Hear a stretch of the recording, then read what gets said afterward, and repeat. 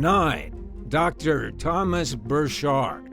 In early 2019, a 71-year-old psychiatrist named Thomas Burchard took a last-minute trip to Las Vegas and never returned home to Northern California. His fiancée, Judy Earp, immediately suspected foul play. Sadly, she wasn't surprised when Burchard's decomposing body was found in the trunk of an abandoned car in the desert. Someone had brutally bludgeoned him to death, to a point that would later leave a jury completely shocked when they saw photos of the man's injuries. By then, Miss Earp had noticed that Burchard was showing signs of dementia, and she was worried that it would mix dangerously with his generous personality. Judy was particularly concerned that a 25-year-old former Playboy model named Kelsey Turner was taking advantage of the senior citizen. It's unclear how Dr. Burchard and Turner met or what the exact nature of their relationship was, but he financially supported the young woman to the tune of more than $300,000 over a relatively short time period, indicating that he was her sugar daddy if nothing else. The car that Dr. Burchard's mutilated body was found in belonged to Kelsey, who was charged in connection with a murder along with her boyfriend, Logan Kinnison, and Diana Pena, her roommate. Pena claimed that she had no direct involvement in killing Burchard and pointed the finger at Logan and Diana.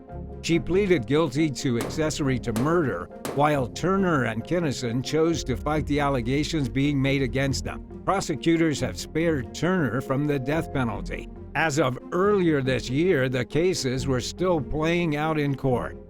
8. Stephanie Duarte. Las Vegas police received a disturbing call last year from a 31-year-old law student named Justin Meadoff, who allegedly awoke to find his 28-year-old girlfriend, Stephanie Duarte, beaten, bloody, and unconscious. Police found the couple's hotel room covered in blood. Meadoff had allegedly bathed Stephanie and tried to revive her.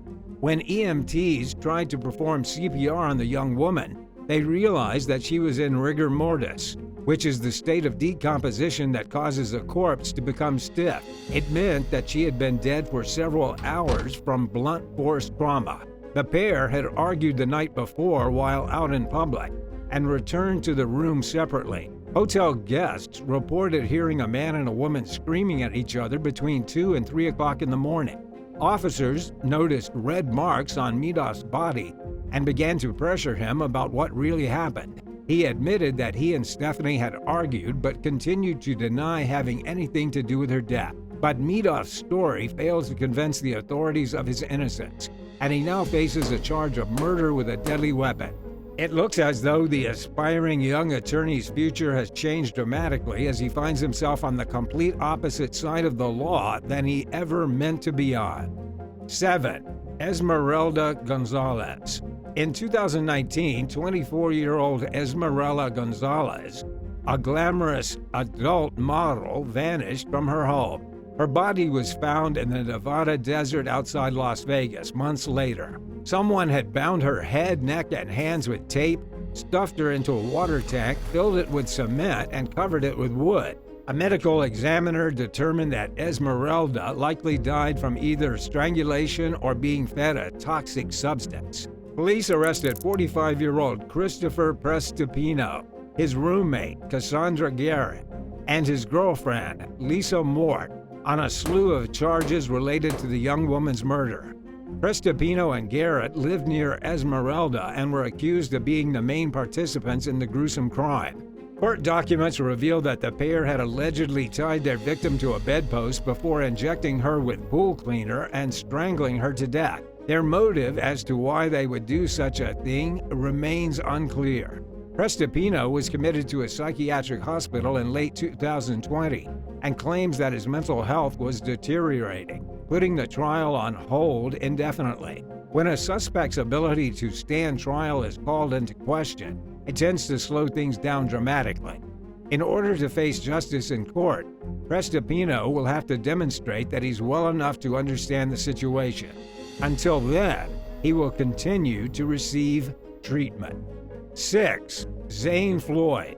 In the early morning hours of June 3, 1999, a man named Zane Floyd entered an Albertsons supermarket in Las Vegas and shot 4 workers dead. He opened fire on everyone in his path, indiscriminately killing a store manager and 3 others. Floyd fatally shot his first victim, 40-year-old Thomas Darnell, in the back. He quickly went on to kill 41-year-old Carlos Leos and 31-year-old Dennis Sargent. A 23-year-old employee named Zachary Emenegger attempted to flee from the gunman, but was shot in the chest. He suffered from a punctured lung and did his best to lay still as Floyd stood over the young man, trying to make sure that he was dead. Emenegger was critically wounded but miraculously survived. Before leaving the store, Floyd stopped to take one more victim and shot 60-year-old clerk Lucille Tarantino at point-blank range.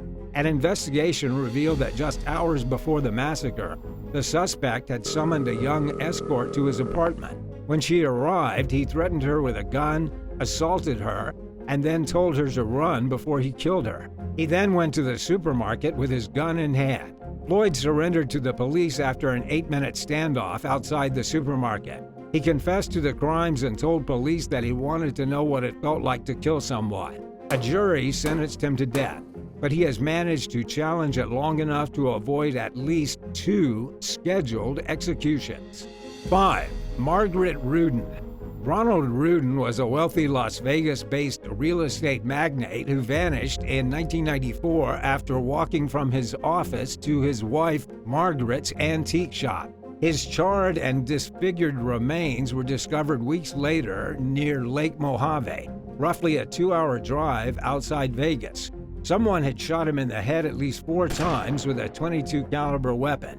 Detectives became suspicious of Margaret and decided to search her home. They found blood spatter and other evidence letting them know that she knew more about Ronald's death than she was letting on. The investigation dragged on for another 1.5 years until police found the murder weapon in Lake Mead and determined that Ronald had reported it missing back in 1988, shortly after marrying Margaret. By the time a grand jury indicted Margaret for murder, she had fled the state. Authorities caught up to her 2.5 years later in Massachusetts and brought her back to Nevada to face murder charges for her husband's death.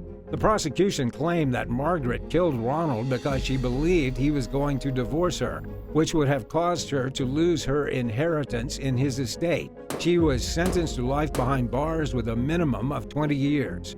Margaret appealed the conviction and got another trial, but the ruling was upheld. She was released on parole in early 2020 at the age of 78 after a judge overturned her conviction. 4. Anthony Michael Carleo.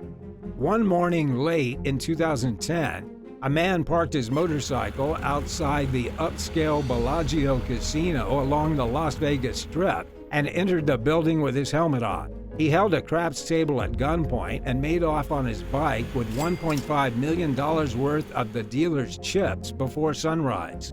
Police soon caught up with Anthony Michael Carleo, the 29-year-old son of a Las Vegas judge, who now found himself on the complete opposite side of the law than his father. Carleo pleaded guilty to felony armed robbery and assault with a deadly weapon. He appeared remorseful in court, telling a judge that he was completely ashamed of himself, but insisting that he wasn't a lost cause and that he could turn his life around. His lawyer claimed that the man's drug addiction had spiraled out of control after he received prescription painkillers for injuries he had sustained in a car accident. In other words, Carleo simply wasn't himself when he decided to rob the casino, according to the defense. A judge sentenced Carleo to 16 years behind bars and ordered him to pay nearly $19,000 in restitution. At the time, an estimated $795,000 worth of chips were still missing, including pieces that were worth $25,000 each, leading some to believe that the judge was going too easy on Carleo. His sentence was decided in part based on numerous character reference letters that community members had written in his support, including his father, several friends, a councilman from out of state, former teachers, and a former sheriff. 3. Damon Monroe. After being charged with burglary and sentenced to jail in 2006, Damon Monroe allegedly offered a fellow inmate $500,000 to murder a Las Vegas judge, prosecutor, and police officer. He was angry that law enforcement had seized some valuable property during their investigation into his crimes and offered a down payment of $10,000 for each of the 3 public officials. The jailhouse informant wore a recording device during a meeting with Monroe, who readily expressed that he was ready to move forward with the plot. He wanted a hitman to approach the victims on the street while riding a motorcycle and shoot them each in the head. Prosecutors also collected some letters Monroe had written, expressing an apparent desire to kill his intended victims. Monroe claimed that his fellow inmates had set him up and that he was a victim of a conspiracy among Las Vegas police, but his story failed to sway the court, and he was convicted on 3 counts of solicitation to commit murder. His conviction was upheld following an appeal, and he's currently serving 3 consecutive life sentences without parole. 2. Philip Cline. 23-year-old Philip Cline had been working as a busboy at the Las Vegas Hilton for just 2 days back in 1981 when a catastrophic fire engulfed the 30-story building, killing 8 people and injuring nearly 200. It started in the 8th floor elevator lobby, where Cline just so happened to be at the time. He told investigators that he instructed guests to get out of the building while he used a trash can to throw water on the flames. Cline was initially praised as a hero, but he sparked suspicion when he slipped up and told detectives that he filled a trash can with fire. He ultimately confessed to setting the hotel ablaze and was convicted on 8 counts of murder. Speaking from prison in 2011, Cline told a writer for the Las Vegas Review-Journal that he was responsible for what happened, but he never meant to hurt or kill anyone. He claimed that during his work break that fateful evening, he had smoked a marijuana cigarette mixed with cocaine and dipped in PCP. Cline finished the entire cigarette, going against the advice of his roommate who had given it to him. For reasons that he can't explain in a sober state of mind, he lit some nearby curtains on fire. The flames spread rapidly as a security guard tried in vain to put them out with a fire extinguisher. Cline's claims that he lacked ill intent were less than convincing to the jury that convicted him for murder and arson. He was sentenced to 8 consecutive life sentences behind bars. 1. Ted Binion. Ted Binion was just a toddler when his dad, Benny, moved to Las Vegas in 1946 and got involved in the casino business. He followed in his father's footsteps and became a very wealthy gambling executive after taking over Benny's casino at just 21 years young. Things took a troubling turn, though, in 1986 when Ted was accused of drug trafficking and being involved with organized crime. The Nevada Gaming Control Board kept a close eye on him and his live-in girlfriend, Sandy Murphy, whom they also suspected of being involved in crime. After a decade of being watched by the authorities, Ted's life started to go downhill.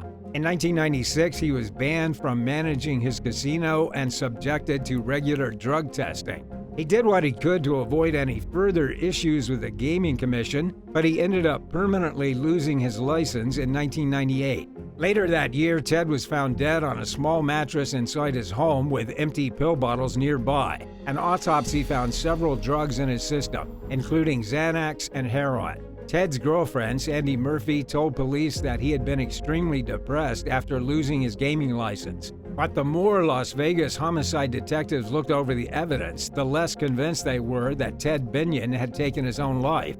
Shortly before his death, Ted had found out through a private investigator that Sandy was cheating on him with a close friend and business associate named Rick Tabish.